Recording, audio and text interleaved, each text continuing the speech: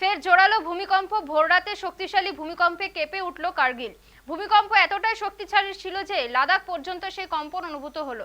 কাশ্মীরেও ভূমিকম্প অনুভূত হয়েছে। জানা গিয়েছে শুক্রবার রাত 2:50 নাগাদ ভূমিকম্প হয় কার্গিলে। ন্যাশনাল সেন্টার ফর সিসমোলজির তথ্য অনুযায়ী রিক্টার স্কেলে ভূমিকম্পের মাত্রা ছিল 5.2। জানা গিয়েছে ভূপৃষ্ঠ থেকে 15 কিলোমিটার গভীরে ভূমিকম্পের উৎসস্থল ছিল। কম্পনের মাত্রা এতটাই বেশি ছিল যে লাদাখ পর্যন্ত তা অনুভূত হয়েছে।